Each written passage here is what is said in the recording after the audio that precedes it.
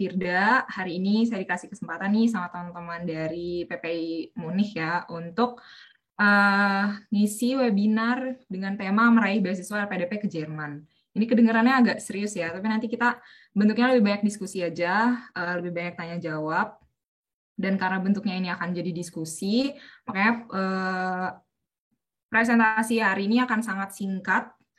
Dan mungkin kalau misalnya untuk teman-teman yang udah cari tahu tentang LPDP juga banyak yang udah tahu kali ya, karena ini akan memuat hal-hal yang dasar lah gitu. Tapi nanti kalau misalnya teman-teman punya pertanyaan yang lebih teknis, itu bisa langsung ditanyakan.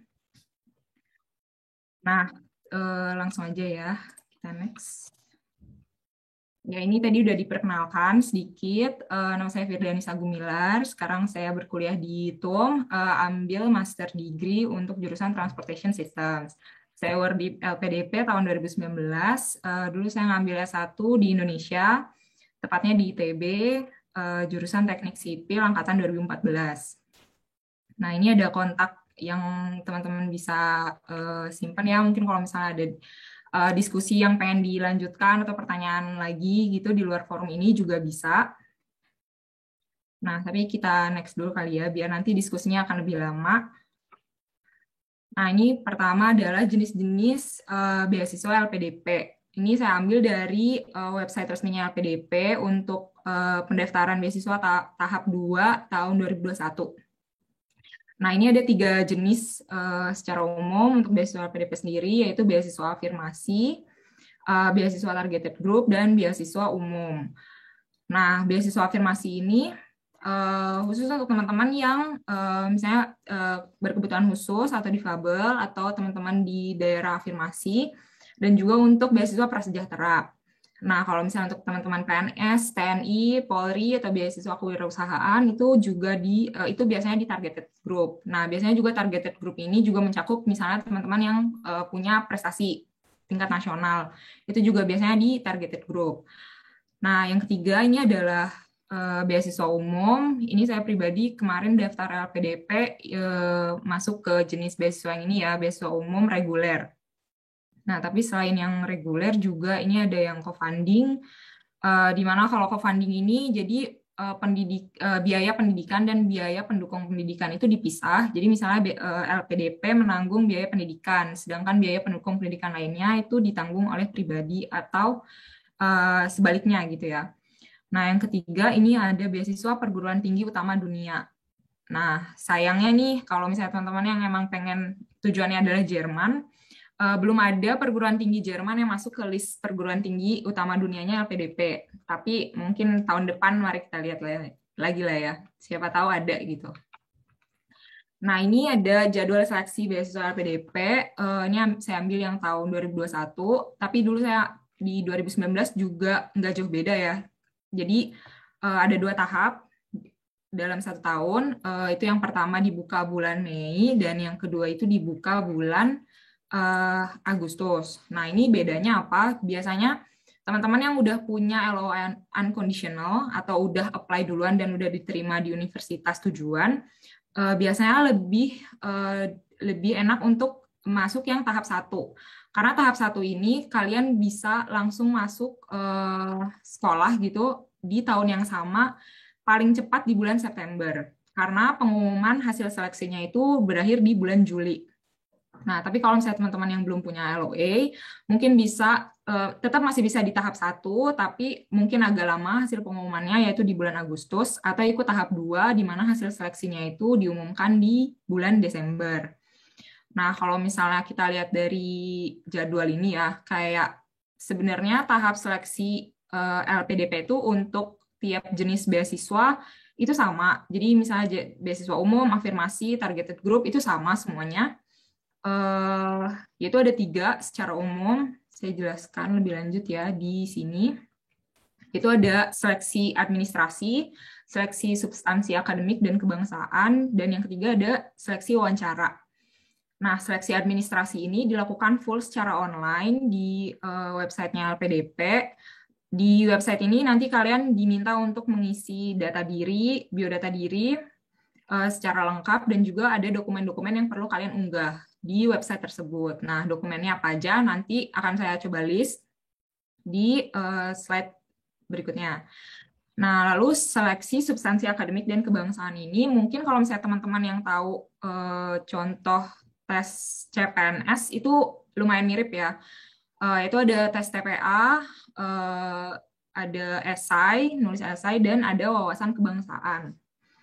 Nah, yang terakhir ini adalah seleksi wawancara. Wawancara ini kalau di tahun saya itu ada dua tahap, ada dua jenis wawancara ya. Jadi yang pertama ada wawancara nasionalisme dan yang kedua adalah wawancara dengan panelis. Nah, dengan wawancara panelis inilah di mana kalian akan ditanya tentang rencana studi kalian, terus atau apa kayak pengalaman sebelumnya gitu, pengalaman kalian kan nanti akan nulis juga misalnya kegiatan non akademik kalian tuh apa aja kayak gitu. Itu nanti akan diwawancara di wawancara panelis ini.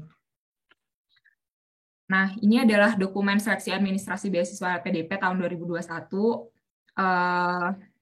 Sebenarnya secara umum dokumen yang diperlukan itu cukup general ya. Jadi kayak misalnya ijazah, transkrip, nilai kayak gitu. Yang jelas itu kan pasti harus lah ya. Terus sertifikat bahasa asing yang masih berlaku. Nah, kalau misalnya LPDP itu ngelis nih apa aja sertifikat yang diterima. Jadi kalau misalnya untuk tujuannya luar negeri, itu ada TOEFL ITP, TOEFL IBT, PTI Academic, dan IELTS. Nah, ini juga ada LOE unconditional buat teman-teman yang udah punya, tapi ini nggak wajib karena LPDP masih memberikan kesempatan kalau misalnya teman-teman belum punya LOE. Jadi yang belum punya LOE masih tetap bisa daftar LPDP. Nah, terus ada surat rekomendasi. Ini surat rekomendasi yang disarankan itu adalah dari akademisi atau atasan kalau kalian udah bekerja. Nah, surat izin mengikuti seleksi ini juga kalau misalnya kalian itu sudah bekerja, bagi yang sudah bekerja. Nah, yang berbeda mungkin di tahun 2021 dan yang di tahun 2019 ya. Jadi ini cukup baru. Di 2021 yaitu adalah esai komitmen kembali ke Indonesia. Jadi ini esai 1.500 sampai 2.000 kata yang menjelaskan jadi sebenarnya ini mirip sama motivation letter sih. Motivation letter, jadi nanti kalian pertama memperkenalkan diri kalian dulu, terus juga kalian melihat nih ada masalah di Indonesia dan bagaimana pandangan kalian terhadap masalah tersebut dan apa peran kalian yang bisa kalian lakukan untuk mengatasi permasalahan tersebut kayak gitu. Dan ya salah satunya yang poin paling penting adalah bagaimana studi teman-teman ini bisa membantu Indonesia untuk menyelesaikan permasalahan tersebut kayak gitu. Nah, dari dokumen seleksi administrasi LPDP ini, apa sih bedanya dokumen yang diperlukan untuk beasiswa dan dokumen untuk apply universitas? Nah, ini adalah contoh dokumen yang dulu saya harus persiapkan pas daftar ke TUM.